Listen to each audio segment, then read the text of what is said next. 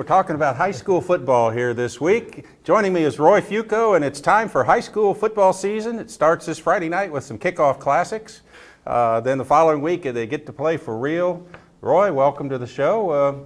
We got another big season coming up here this year. Just give us some overview here just to jump into it. Well, I mean, this is a year where it's going to be interesting to see if the balance of power in Polk County and football stays in the Lakeland area with Lake Gibson, Lakeland, Kathleen, like it's been for the last 7 or 8 years, or if it moves back to the east side of the county. Lake Wales is on the rise. Ridge was on the rise last year, almost made the playoffs. Haines City has been down, but they got a new coach. They have a lot of returning players. Arbondale has a lot of returning players, a traditional power from the 90s. So, and the two teams in Lakeland, Lake Gibson and Kathleen, have a lot of people to replace. So it'll be interesting to see if they can maintain, a Lakeland dominance, or if it shifts east a little bit this year. And Lakeland and Lake Gibson have a new power to contend with, and Osceola, who won the district last year. So they go in as defending champion. I don't know how much they have back, but well, Osceola's defense is going to be strong, maybe even stronger than last year, according to everybody I've talked to. Now the offense, they lost a lot of their big weapons offensively, so that'll be interesting to see. But it's still right now a 3-team race until George Jenkins proves that they deserve to be part of the conversation. Right. Well, let's jump right into it. I mean, last year, Polk County did not have a team in the state finals, and that's a rare occurrence. I think it's only happened a couple of times in like the last dozen years or something like that. Who are the top candidates this year, maybe to make it? State finals are in Orlando. Who are the top teams that have a chance to get there? Well, Lakeland's got to be the number one on everybody's list again, even though they only have like 3 starters back on offense, 3 on defense, but they've got a lot of underclassmen that did play some that were part of the rotation. Ben McRoy, a running back, isn't a returning starter. He played a lot. He'll play both ways this year. So Lakeland's got to be one of the teams to watch out. When they also have one of the top juniors in the quarterback, Jared Hagens. And they got 3 really strong linebackers with Will Lucas, Quayshawn Neely, and Jordan Jones. Lake Wales, they've got a lot of players back. Rod Schaefer says he's got like at least 6 players at D1, the running back, James Norwood, a couple of defensive linemen, the quarterback, Riley, who also plays defensive back, I can never pronounce his name. Javarius Riley. Yeah. And he's a big-time prospect as a defensive back, and he also plays some quarterback. Lake Wales may be the team that kind of comes back and really makes a strong run. Of course, they got Glade Central somewhere down the road in the playoffs if they get that far, in Naples, who are really good. Fort Meade's got some players they got to replace, in like Ontario McCaleb, but they seem to be strong at the skill position. They got Jimmy Office, a really good high school football player, the defensive lineman. Treon Howard's being recruited by a lot of teams. They're just one of those programs that's always going to be strong. Yeah, Mike Cade got them rolling back in the 90s, and even though, like say, they lost some players, like we mentioned some of them. Anthony Russell's a really good wide receiver and defensive back, so they're going to be tough. And then Victory Christian, they took a step back last year. In 1B, you don't need a lot of talent. If you can have a certain base that's competitive with 1B competition, then those 3 or 4 elite type athletes can take you far in 1B, and they might have that this year. Right. And there's always you never know, there's always going to be a surprise team that jumps up that you look at now and say, well, they could be pretty good, but they get on a roll, and then high school kids, sometimes you don't know how they're gonna mesh, and sometimes teams put it together. And well, Arbondale's one of those teams. They've got DeMarcus Davis back at quarterback. They've got some skilled players that are back. They're one of the teams in that. In fact, out of the 3 Polk teams in that 4A district, Lake Region, Winter Haven, and Arbondale, they've got the most players back. Now they've got Charles Grace took over as the head coach. He was an assistant. But they may be ready to make another run. They made the playoffs last year, and are they as good as they were in the 90s when they were? We'll see. But that's a team that's like that has a chance to really, if they get off to a good start, take control and force everybody else to catch up with them. Well, Mulberry's a team that took a step forward last year too, so it'll be interesting to see, if they can kind of keep it going there. I don't know. Mulberry was kind of funny too because 2 years ago they made the playoffs for the first time in like 20 years since like 86 or 87. They were 2-8, and then last year, the record's going to slip. 6-4 or something. I want to say 7-3 maybe. 7-3. But they lost a couple of district games that real close. One of them had they gone for the extra point instead of a conversion, which is something the coach didn't really want to do.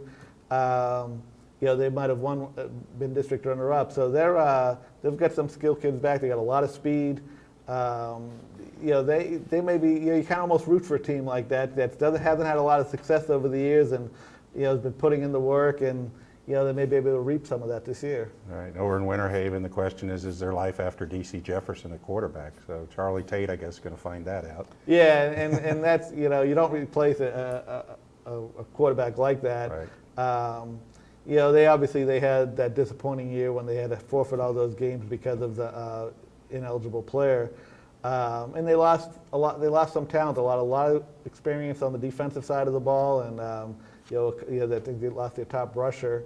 So it is a rebuilding year. Now we'll see what is Charlie Tate going to reload this year, or is it okay, we got a big step back? Well, even though they lost those games, they had to forfeit those games. They still won a lot of them on the field, and they were still a very good team. Well, yeah, they would have. They definitely would have been in the playoff hunt, and probably would have won the district. Had that not happened, at the very least, they would have been district runner-up. Right. Well, we've got our high school football preview section coming out. It's in Thursday, August 28th section, so be sure and look for that. One of the things that you're going to have is a look at the top seniors, I think. Just give us a little preview, and you can throw the juniors in there too. The top 5 or 6 players to watch. I mean, obviously, Mike James is one of the big guns, running back over at Ridge. Yeah, Mike James is getting a lot of attention from a lot of colleges. I mean, he's been starting at running back since his freshman year.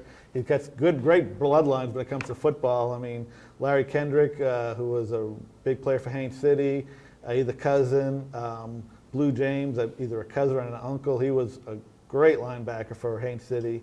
And, he's 1,000-yard rusher last year, probably even better this year. Leon Wood out at Lake Gibson. Yeah, Leon Wood, and his situation is they got a new quarterback at Lake Gibson. And sometimes you see that where you have that great receiver who's underused because the quarterback situation is unsettled and they can't get him the ball as much. We'll see if that's going to be an issue with them or not. He's a very talented player. I mean, he kind of almost it seemed like he came out of nowhere last year to be one of the top 2 receivers. I mean, he was the best receiver in the county after T.J. Lawrence last year. So down at Lake Wales, Lake Wales, running back James Norwood. Yeah, I mean, Lake Wales, he's one of the players that Rod Schaefer mentioned is getting a lot of looks. He thinks he may be the second best player in the county, senior-wise. He came on strong. It was last year. It took a while for Rod to really figure out how to use him as a running back. He turned out to be a great eye running back, going from running out of the power eye, and had, I want to say, rushed for 500 or 600 yards in the last 4 games.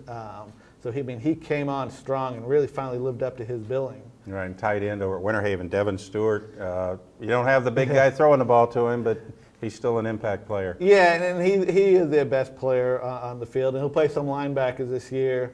College-wise, he may be like a tweener where, he may not be big enough for tight end, may not be fast enough for wide receiver. I mean, we'll see. I mean, he's a good football player and a good athlete, and and DC really, needed him last year at the receiving corps. And a couple of juniors we'll just mention in passing, not because they're not good, but just they're juniors. They'll have their year next year. Jared Hagens, quarterback at Lakeland. Nikel Roby, running back or wide receiver at Frostproof.